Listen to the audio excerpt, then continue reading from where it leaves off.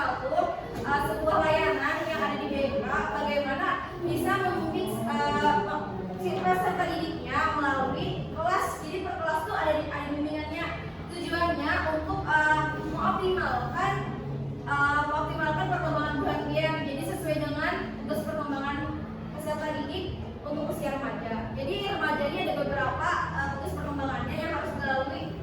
Nah, ini tugasnya bisa dari bimbingan prasikap, bimbingan kelompok, bimbingan lintas minat dan lain sebagainya untuk menunjang perkembangan buah dia. Nah, di sini untuk memulai hari ini sebelumnya kita berdoa menurut agama dan kepercayaan masing-masing. Berdoa dimulai. Berdoa selesai. Nah, di sini ibu akan memberikan sebuah materi yang mungkin sebenarnya urgensinya sangat urgent karena beberapa dari kita yang mungkin belum sadar akan pentingnya menjaga perilaku terhadap orang tua. Apalagi di era perhatian pasti banyak pengaruh-pengaruh dari luar, dari sosial media, dari gadget dan lain sebagainya yang bisa mempengaruhi perilaku kita terhadap orang tua, terhadap teman-teman dan terhadap orang-orang sekitar kita. Nah, di sini ibu akan menjelaskan mengenai pentingnya menjaga perilaku terhadap orang tua. Ada yang tahu apa itu perilaku? Sikap, apalagi? Kelakuan, apalagi? Sikap, kelakuan, perbuatan. Nah, watak juga. Oke. Apa? Adab, ya betul. Semuanya betul. Jadi perilaku yaitu suatu kegiatan atau aktivitas organisme atau makhluk hidup yang bersangkutan. Perilaku manusia pada hakikatnya adalah tindakan atau aktivitas dari manusia itu sendiri yang mempunyai bentangan yang sangat luas, antara lain berjalan, menangis, tertawa, bekerja, kuliah, mengonsumsi makanan atau minuman, membaca dan menulis dan lain sebagainya. Nah, itu merupakan sebuah perilaku atau tindakan kita terhadap sesuatu. Nah, pengertian perilaku tersebut dibatasi sebagai keadaan jiwa untuk berpendapat, berpikir, bersikap, dan lain sebagainya yang merupakan refleksi dari berbagai macam aspek baik fisik maupun non fisik. Terus kita lanjutkan. Adapun bentuk perilaku ada dua, yaitu perilaku tertutup dan perilaku terbuka. Perilaku tertutup adalah respon seseorang terhadap stimulus dalam bentuk terselubung atau tertutup. Respon atau reaksi terhadap stimulus ini masih terbatas pada perhatian, persepsi, pengetahuan atau kesadaran, dan sikap yang terjadi belum bisa diamati secara jelas oleh orang lain. Nah, di sini ada yang tahu lah contoh dari perilaku tertutup? Apa itu perilaku tertutup? Misalnya gini, ketika kita mendapatkan stimulus dimarahi orang, nah kita tuh bersikap cuma diam aja. Orang tuh nggak tahu kita tuh marahkah, sedihkah karena orang tuh marah kita nggak tahu tuh. Orang tuh nggak tahu kita tuh bersikap seperti apa. Nah, itu merupakan contoh perilaku tertutup. Kita tuh nggak ada respon loh, nggak ada respon atau reaksi terhadap stimulus atau keadaan sekitar kita terhadap itu. Jadi kayak diam aja. Orang tuh jadi menangkan kita tuh sedih kah, galau kah, atau marah-marah juga kah karena dimarahi orang lain. Pada tahu kayak itu. Itulah contoh dari perilaku tertutup. Dan yang kedua yaitu perilaku terbuka.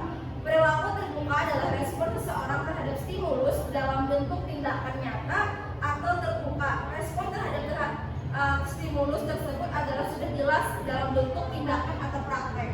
Nah, jadi ada yang tahu nih. Nah, sebelumnya ibu menerangkan contohnya, ada yang tahu contohnya kayak apa dulu? Contoh dari perilaku terbuka. Kalau tadi kan perilaku tertutupnya ketika orang marah, kita tuh diam aja, gak ada respon apa-apa. Nah, sedangkan untuk perilaku terbuka, ketika orang marah sama kita tuh marah balik, atau kita tuh nangis, atau kita tuh ngamuk ketika orang marah sama kita. Nah, itu contoh perilaku terbuka yang nyata, yang kelihatan secara jelas, ada prakteknya, ada tindakannya, ada responnya terhadap marah orang tersebut. Itu contoh perilaku terbuka. Paham? Oke, lanjutlah. Adapun faktor pembentukan perilaku, yang pertama persepsi. Persepsi ini dilahirkan dari alam bawah sadar kita. Kita mendapat persepsi ini dari bisa misalnya lo pendapat-pendapat dari pikiran kita, nah itu merupakan persepsi. Sedangkan motivasi biasanya perilaku kita karena ada yang memotivasi, ada yang mendorong untuk melakukan tersebut. Misalnya nih, Tuhan Ben belajar, melakukan aktivitas belajar. Nah, perilaku belajar tuh karena dimotivasi kemudian ayo aja kayak belajar nyaman dapat ranking 1 ya, misalnya. Kan ada motivasi lo, perilakunya tuh apa? Perilakunya Tuhan Ben jadi belajar akhirnya. Nah, terus emosi ini bawaan biasanya dari bawaan atau turunan. Jadi emosi yang mengakibatkan sebuah perilaku merupakan itu bawaan dari lahir biasanya.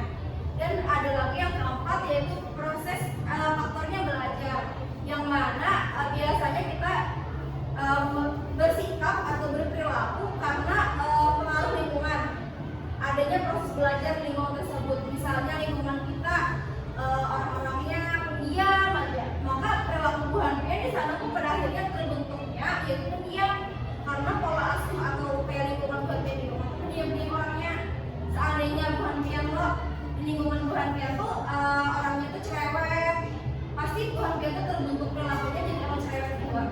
Jadi biasanya tuh kalau dia masuk belajar itu dari lingkungan, dari proses belajar lah intinya kayak gitu. Kita lanjut yaitu, nah pada intinya kita akan masuk pada materi inti yaitu perilaku terhadap orang tua. Adapun perilaku baik, perilaku terhadap orang tua ada dua, perilaku baik dan perilaku tidak baik. Yang pertama kita akan bahas mengenai perilaku baik terhadap orang tua. Berbuat baik terhadap orang tua atau birrul walidain adalah memberi kebaikan atau kenikmatan kepada keduanya serta menaati perintah yang kecuali yang maksiat dan mendoakannya apabila beliau setelah wafat. Nah, jadi kita wajib banget untuk berperilaku baik terhadap orang tua. Itu tuh kalau para ulama bersepakat bahwa berperilaku baik terhadap orang tua itu merupakan fardu ain. Ada yang tahu lah fardu ain itu apa? Apa? Lebih keras boleh? Nah, perilaku yang wajib dilakukan. Fardu itu ada dua, fardu kifayah dan fardu ain. Kalau fardu kifayah, kalau sudah ada yang mewakili melaksanakannya, maka itu kewajiban kita. Seperti contohnya kayak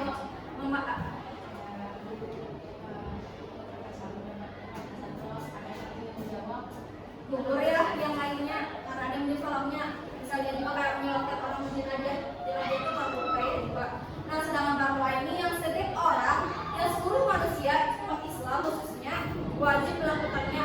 Ya tadi itu berbakti kepada orang tua itu tuh wajib hukumnya bagi semua umat muslim. Terus lanjut, nah bentuk perilaku berbakti kepada orang tua yang masih hidup dan yang telah wafat. Di sini adalah yang sudah wafat orang tuanya. Ada. Nah, yang saat masih hidup menaati selama bukan maksiat, artinya kita harus menaati perintah orang tua selama itu tuh ada melanggar perintah Tuhan. Misalnya orang tua pian menyuntang, Tuhan yang takut karena kalau kita sudah takut tuh menyuntang tuh ada bagus, ada baik dilarang Tuhan juga. Atau orang tua pian menyuruh Tuhan berzina, menyuruh pacaran, atau menyuruh apalah itu yang melanggar perintah Tuhan. Nah, itu kan boleh diobati karena itu tuh sudah melanggar perintah Tuhan. Adapun hadis Rasulullah tidak ada ketaatan kepada makhluk dalam rangka maksiat kepada Allah. Jadi ada boleh sama sekali kita tuh menaati sesuatu yang bukan yang telah tahu kita tuh maksiat melakukan. Nah, bersikap rendah hati dan berbicaralah dengan lembut. Jangan sekali-kali kemudian berbicaranya itu lebih nyari daripada orang tua. Orang tua tuh lemah lembut memandai Tuhan ketika berbuat salah Allah. Pasti orang tua tuh pas memandai Tuhan tuh kadang bakal dengan keras pasti lemah lembut. Tapi Tuhan tuh kayak balas sehari sudah nih merasa marah dengan orang tua, jadi langsung menggegas ya orang sekarang nih, kayak langsung mengancam sehari. Orang tua tuh terhadap sikap kita yang kayak itu. Terus yang kedua, memohon ampunan baginya kepada Allah, mendoakannya. Jadi setiap sholat pasti lo berdoa kepada Allah. Pasti lo kayak mungkin kita tuh melupakan doa kepada orang tua. Kayak Robbi firli wali walidayya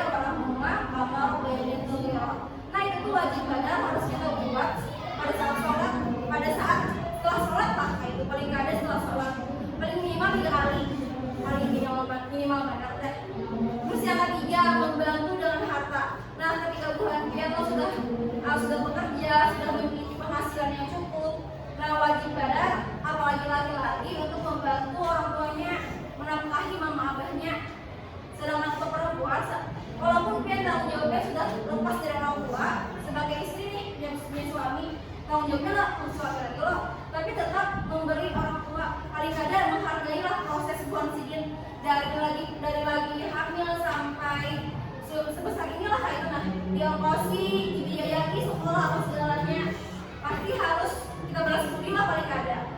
Terus yang terakhir yaitu memintakan restunya terlebih dahulu atau perbuatan penting yang akan dilakukan. Hadis Rasulullah, ridho Allah ada dalam ridho orang tua, murka Allah adalah murka orang tua. Jadi kayak apapun yang kita inginkan, misalnya Tuhan Pia tahun depan mencalonkan jadi ketua OSIS, Tuhan Pia tuh harus izin dulu orang tua, Mak, Bang, aku udah jadi ketua OSIS nih, boleh kada? Harus ada restu orang tua. Terus yang kedua yaitu saat telah wafat. Yang pertama menyelenggarakan pengurusan jenazahnya seperti memandikannya, mengapaninya, menyolatkannya dan menguburkannya. Terus senantiasa berdoa untuk memohon ampun atas segala dosanya, memenuhi segala janjinya semasa hidup yang belum terlaksana seperti wasiat atau pintar dan lain-lain. Terus terakhir menghormati teman dan sahabat orang tua selama keduanya masih hidup. Jadi untuk yang telah wafat orang tuanya, maka wajib banget juga kita mendoakannya. Wajib banget kita mendoakannya, mengurus jenazahnya. Jangan ketika sudah besar kita merasa sugih loh, masih merasa kaya. Orang tua tuh masih di bawah, ibaratnya masih ada berduit lah. Ketika meninggal kita tuh sombong akhirnya.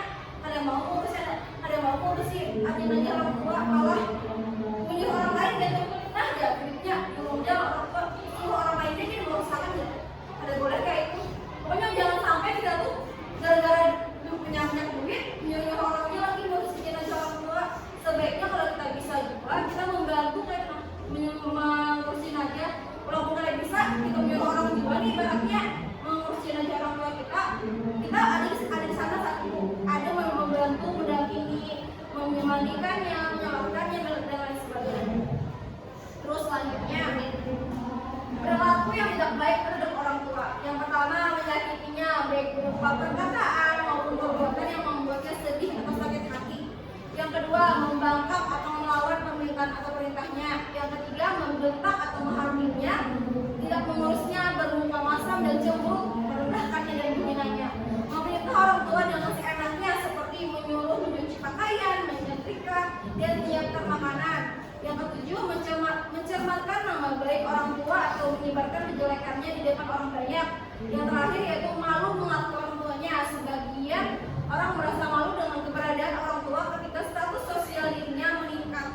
Jadi ini ada beberapa loh yang tidak baik terhadap orang tuanya. Semoga ya Tuhan biar Khadijah yang di sini, Khadijah dengan keren-keren di sini. Kepada orang tua. Ada tahu lah apa sih dampaknya durhaka kepada orang tua? Banyak loh. Nah, yang ini merupakan hanya sebagian kecil dampak durhaka kepada orang tua. Mungkin Bu Hanbet bisa tahu lebih jauh lebih luas lagi ketika Bu Hanbet tuh mengetahui orang sekitar Bu Hanbet itu, nah ada kan ada durhaka kepada orang tua atau membaca di web, di artikel atau di sosial media atau bisa juga membuka YouTube. Ada tuh dampak durhaka kepada orang tua. Nah, yang ini Ibu bacakan dulu. Ada beberapa lah. Yang pertama yaitu menghadapi masalah yang sulit, ia akan syukur meraih kebahagiaan dan kesuksesan. Jadi orang yang durhaka kepada orang tua ini pasti akan sulit mendapatkan kebahagiaan dan kesuksesannya. Yang kedua yaitu anak sulit mencari rezeki, bahkan tidak jarang hampir putus asa atas kehidupannya. Yang ketiga yaitu anak yang durhaka kepada orang tua akan dimurkai dan dilaknat Allah, celaka di dunia dan di akhirat. Ini dua celakanya, di dunia celaka juga, di akhirat celaka juga. Gimana berarti ketika orang tuna durhaka kepada orang tua? Yang selanjutnya yaitu sholatnya tidak akan diterima. Walaupun beribu-ribu rakaat nih sholat sudah, tapi durhaka kepada orang tua maka akan diterima Tuhan sholatnya. Rugi loh kita uyuh-uyuh bangun subuh-subuh, bangun zuhur, 5 waktu ini mulai ibaratnya sholat harus tapi dua nih kepada orang tua durhaka. Berarti kalau kepada orang tua maka sholatnya tidak bakal diterima Tuhan. Selanjutnya anak yang durhaka tidak dapat melihat Rasulullah pada hari kiamat.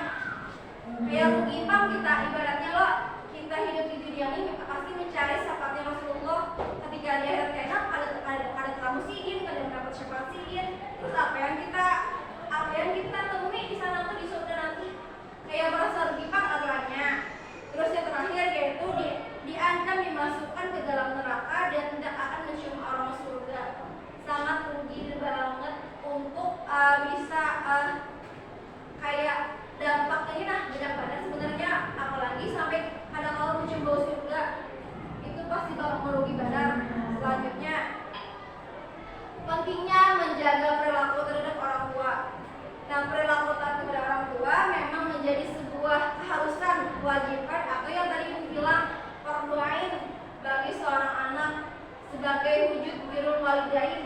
Taat kepada orang tua merupakan bagian dalam etika Islam yang menunjukkan tindakan kebaktian.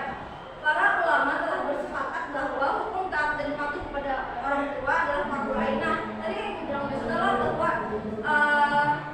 hukumnya ini yang menjaga adab, menjaga perilaku, menjaga sikap pada orang tua itu fardu ain. Terus ada beberapa surah dalam Al-Quran, contohnya surah Al-Isra ayat 23 yang menyatakan bahwa kita tuh harus bersikap baik kepada orang tua.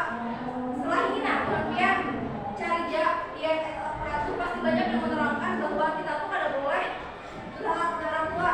Taulah surah kisah Luqman. Nah itu tentang orang tua juga. Terus ada juga sahabat-sahabat Nabi itu banyak kayak yang mengharap orang tuanya, yang sampai kada nikah karena yang sampai kada bertemu. Nya tuh kadang-kadang bertemu Rasulullah, tapi karena mengharap orang tuanya, beliau tuh kada mau menikah orang tuanya untuk ke Mekah. Sampai akhirnya karena dia tuh orang taat kepada Allah, sampai mereka tahu, mereka menyampaikan kepada Rasulullah bahwa ada nih orang ini pelosok banar, yang bertemu Muhammad, tapi ini mengharap orang tuanya. Ada tuh kisahnya, coba cari Muhammad setelah ini. Terus lanjut. Nah, sebelum ibu melanjutkan sebelum ibu melanjutkan pada video, kita akan lakukan dulu forum diskusi. Ada yang bertanya lah mengenai pemaparan ibu dari awal tadi sampai pada saat ini. Silakan. Yang lain harus mendengarkan dan disimak. Kalau ada yang bisa jawab atau membantu ibu menjawab, silakan angkat tangannya lah setelah ini. Silakan. Kemudian Perkenalkan, nama saya Jessica Lucas dari kelas 7. Bagaimana cara mengatasi perilaku ortu seperti marah, menentang, dan lain-lain? terima kasih. Silakan ibu. Pertanyaannya tadi bagaimana cara mengatasi atau menghadapi orang tua yang suka marah-marah dan suka membentak pada anaknya. Yang lain ada pertanyaan? Ada lagi yang mau bertanya? Silahkan ke depan. Kalau tidak ada, ibu jawab. Kalau tidak ada, ada yang mau bagi ibu jawab atau sepemahaman Bu Hanfia nih, adalah yang bisa menjawab pertanyaan dari kawan yang tadi. Nggak ada. Salah ada bapak di sini. Kalau kita di BK nggak ada yang salah, nggak ada yang benar. Jadi bebas berpendapat pak. Kita ada akses keterbukaan. Nah, kita harus terbuka aja nih di kelas ini forum diskusi kita nih harus terbuka aja. Jadi nggak ada masalah. Kalau pengen ngomong, bantu jawab kawannya. Soalnya tadi pertanyaan dari kawannya tadi, bagaimana menghadapi atau mengatasi ketika orang tua itu marah-marah kita, membentak kita. Nah, bagaimana menurut yang silakan buka. Perkenalkan nama dulu lah. Bagaimana saya terpaksa dari kelas 7? Jawabannya menurut yang tadi. Menerima dengan baik dan yang membantu saya itu jangan melawan. Mengajari orang tua yang baik-baik, jangan melawan, tidak dimarahi. Ada lagi?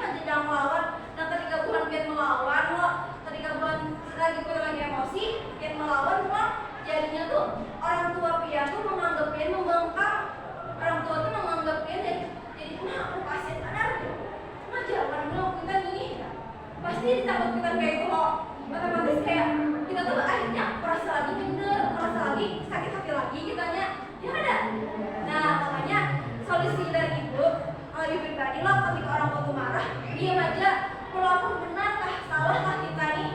Kita pendiam. Kalau kita benar, setelah emosi orang tua reda, hanya kita bujuriakan apa yang kita tuju sebenarnya.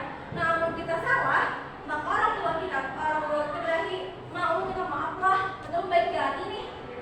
Jangan suka minta maaf ke orang tua. Kita juga tuh nggak bersepenangkan ibaratnya. Jangan gengsi minta maaf. Misalnya juga ada pelajaran kita, nah adab yang harus kita terapkan mulai sekarang dari saran dari ibu. Kalau mau cium kedua orang tua pian, misalnya nih misalnya, bolak balik ada, atasnya aja kan ada, bolak balik. Nah, kenapa harus bolak balik nih?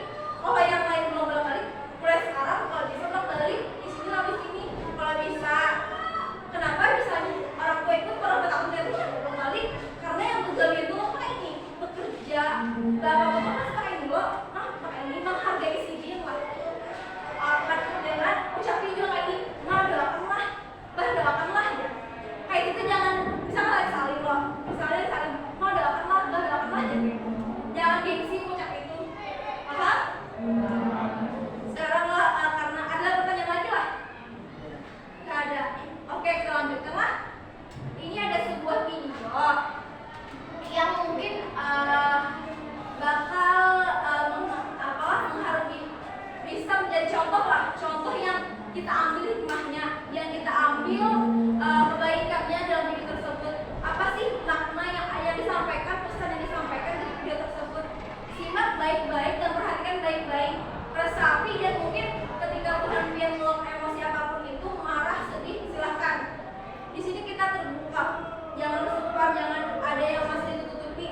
Setelah video tersebut, nanti ibu akan minta beberapa orang yang mungkin bisa merefleksikan mengenai video tersebut. Jadi boleh dicatat atau di apapun itu untuk bisa mengingat makna atau pesan dari video tersebut. Silakan menonton.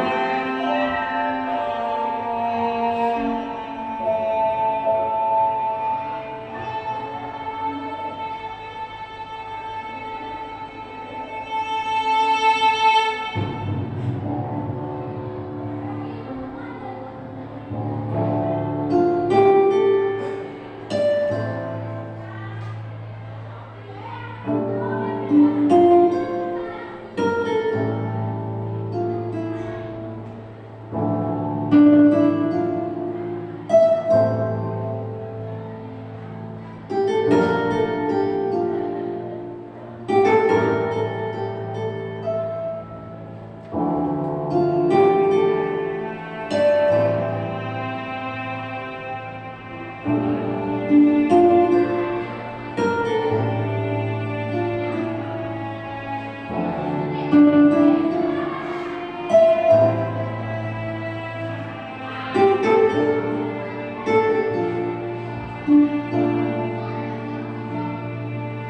malah kita yang harus ngomong apa?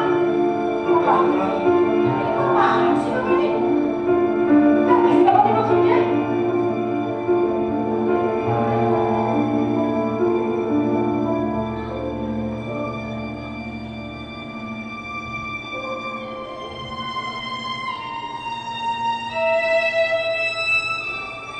Bapak beli nasi, makan dulu.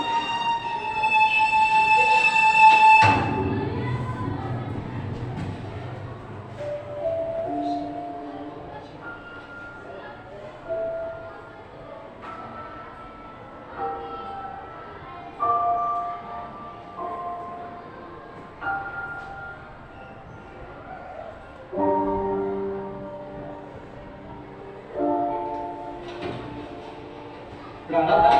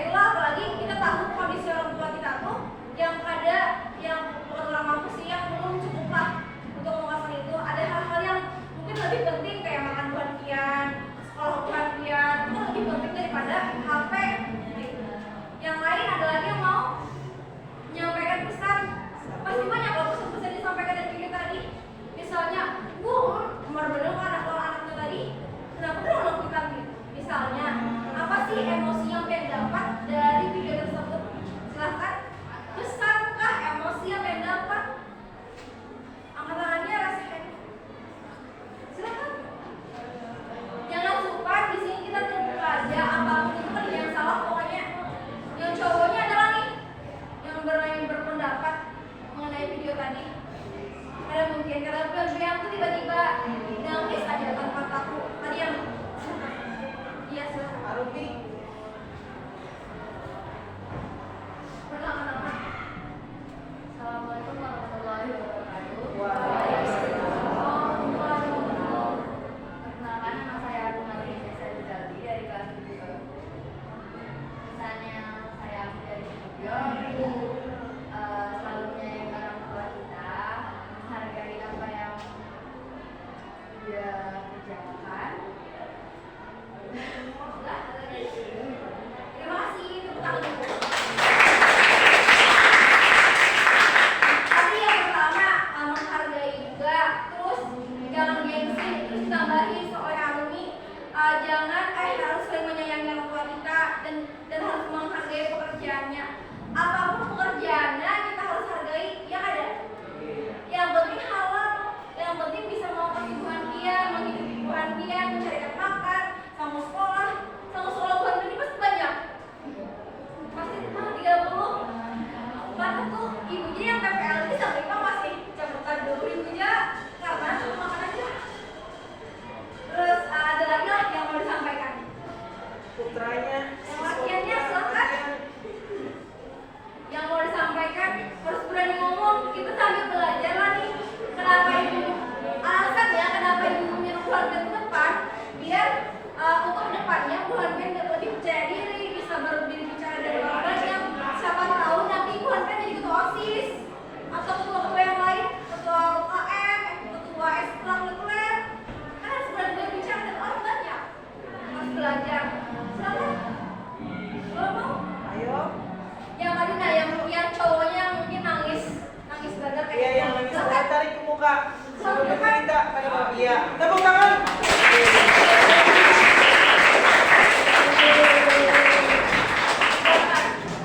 Ibu mau nanya nih, mau bilang siapa namanya ibu?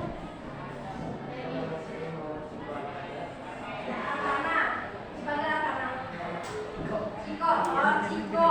Nah, ibu mau nanya, kenapa Pian jadi sampai menangis berat?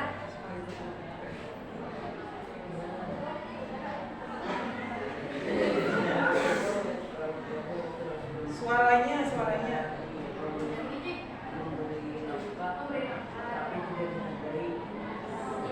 Ada lagi? Nah, ya Ciko tadi kada tega dan orang tuanya ketika sudah menafkahi anaknya tadi, tapi kada dihargai anaknya, malah dibutak anaknya. Silakan ibu, terima kasih ya.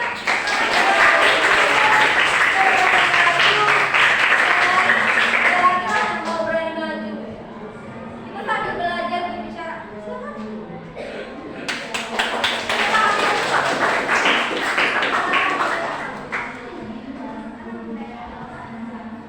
Nabila, oke Nabila.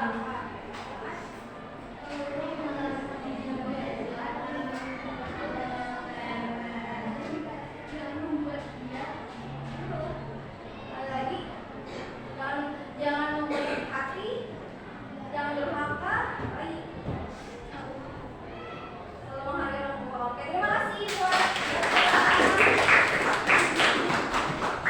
Sudah ada beberapa pendapat dari teman-temannya. Yang pertama tadi itu harus menghargai, jangan gengsi, harus saling menyayangi. Tadi perasaannya tuh nggak tega kalau anak sudah menafkahi, tapi kitanya ada orang tuanya menafkahi, tapi anak tetap menghargai. Terus tadi jangan durhaka kepada orang tua. Apalagi tadi? Jangan membuat orang tua sakit hati. Nah, oke, ibu jelaskan ada beberapa yang tidak mungkin sakit hati orang tua. Sebenarnya kadang orang tua tuh kadang menyampaikan ketika mereka sakit hati hal yang menurut kita tuh biasa aja atau budaya aja, tapi menurut mereka tuh kayak menyakiti banget. Contohnya, misalnya kalau Tuhan Pian nih menyambat kalau kita Tuhan Pian, orang tua Tuhan Pian, mama mani kada lalu mah setiap ulun misalnya. Mama mani kada lalu apa dituruti dituruti akan. Mama abah nih harus pegang biji yang udah kolong ulun misalnya kayak itu. Nah tuh bisa jadi kalau kita sakit hati membuat orang tua kita berpikir jadi sakit hati kayak mana aku kenapa kayak itu dirinya, maka kenapa ibaratnya tiba-tiba ngomong kayak itu